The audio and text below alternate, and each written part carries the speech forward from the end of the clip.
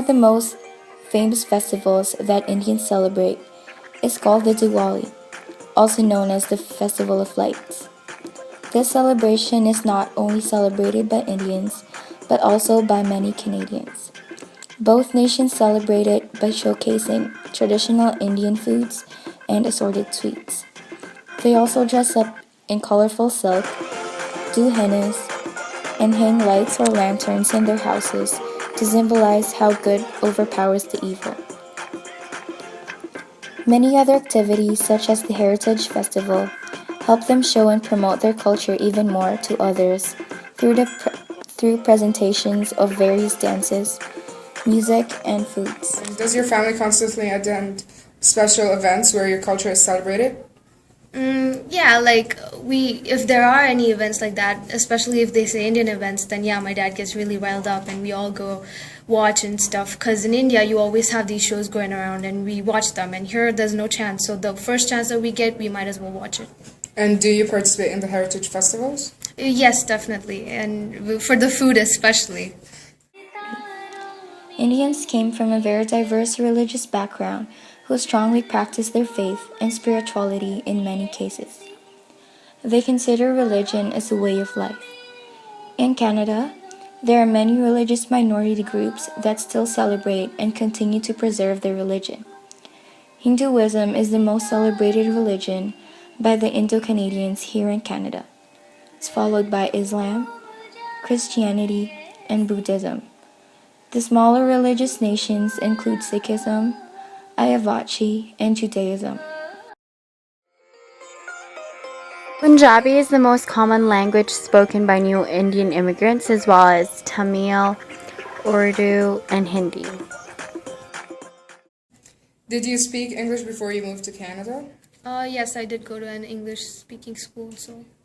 Okay. Well, all our notes were in English, so... Okay. How did you adjust speaking English at school and speaking your mother tongue at home? I've always done that. Even back home in India, it was either English or the mother tongue or the national language. It was a mix of everything. Same here, mix of everything. Okay. Do you watch Bollywood films and shows to help preserve your culture? Not just to preserve the culture, but otherwise also, yeah, we watch Bollywood films, and because of that, our Hindi, our language is more, good. As we watch it, we learn more.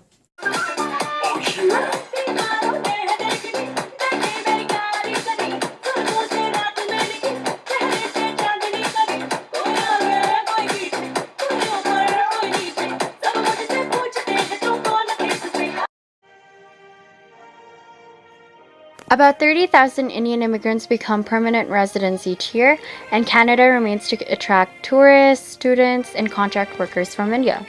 The Citizenship and Immigration Minister Chris Alexander once said that the impressive scale of visitor visas and study permits granted to travelers from India is an indication of the strong ties that exist between our two great nations. In terms of geography, Canadians with Indian background are spread out across the country, although the largest Indo-Canadian communities are in Ontario and British Columbia, because in Ontario alone there's approximately 600,000 Indo-Canadians. How did you adjust to the climate in Canada, and how did your lifestyle change?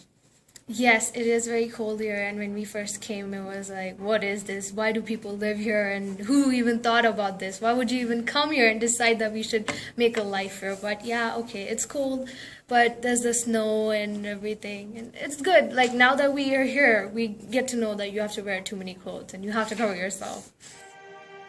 The first recorded Indian immigrants in Canada landed in Vancouver around 1903 to 1904.